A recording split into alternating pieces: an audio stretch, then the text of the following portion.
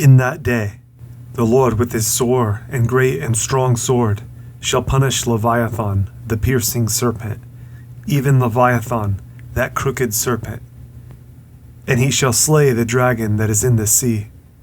In that day sing you unto her, a vineyard of red wine. I, the Lord, do keep it. I will water it every moment, lest any hurt it. I will keep it night and day. Fury is not in me. Who would set the briers and thorns against me in battle? I would go through them. I would burn them together. Or let him take hold of my strength, that he may make peace with me, and he shall make peace with me. He shall cause them that come of Jacob to take root. Israel shall blossom and bud, and fill the face of the world with fruit. Has he smitten him, as he smote those that smote him?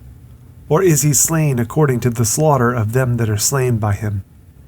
In measure, when it shoots forth, you will debate with it. He stays his rough wind in the day of the east wind.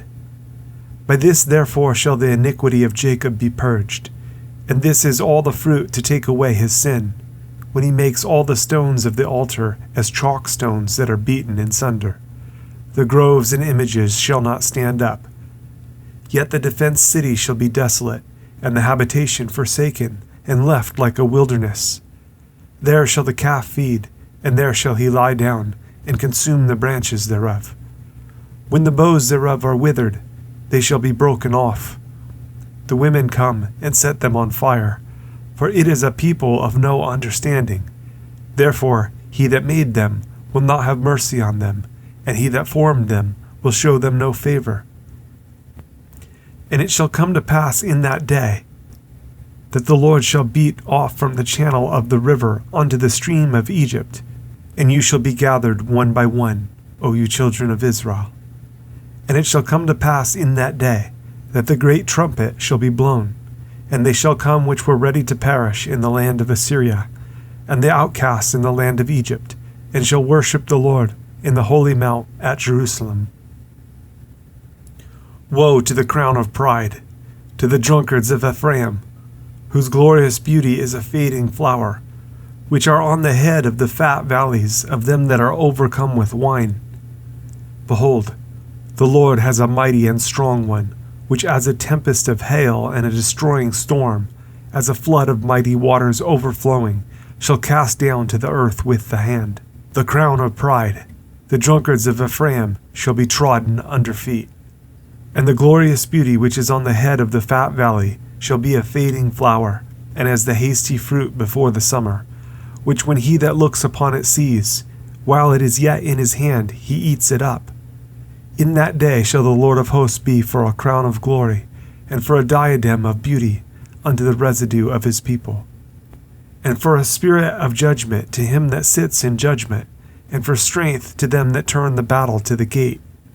But they also have erred through wine, and through strong drink are out of the way. The priest and the prophet have erred through strong drink. They are swallowed up of wine.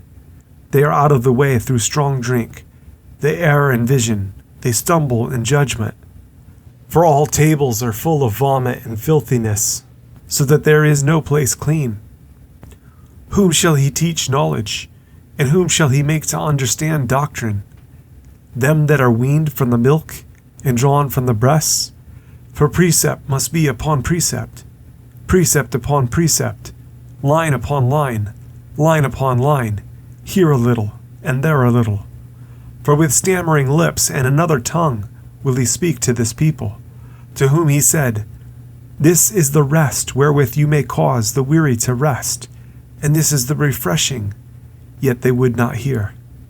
But the word of the Lord was unto them precept upon precept, precept upon precept, line upon line, line upon line, here a little, and there a little, that they might go and fall backward, and be broken, and snared, and taken.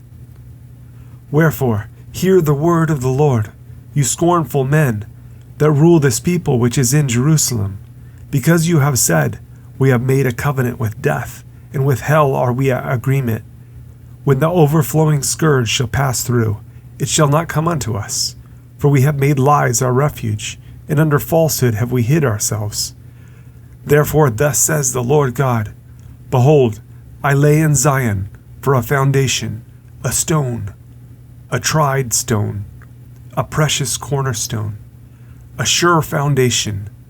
He that believes shall not make haste. Judgment also will I lay to the line, and righteousness to the plummet. And the hail shall sweep away the refuge of lies, and the waters shall overflow the hiding place. And your covenant with death shall be disannulled, and your agreement with hell shall not stand. When the overflowing scourge shall pass through, then you shall be trodden down by it. From the time that it goes forth it shall take you, for morning by morning shall it pass over, by day and by night, and it shall be a vexation only to understand the report. For the bed is shorter than that a man can stretch himself on it, and the covering narrower than that he can wrap himself in it. For the Lord shall rise up as in Mount Perazim, he shall be wroth as in the valley of Gibeon, that he may do his work, his strange work, and bring to pass his act, his strange act. Now therefore, be you not mockers, lest your bands be made strong, for I have heard from the Lord God of hosts a consumption, even determined upon the whole earth. Give you ear, and hear my voice. Hearken, and hear my speech. Does the plowman plow all day to sow? Does he open and break the clods of his ground?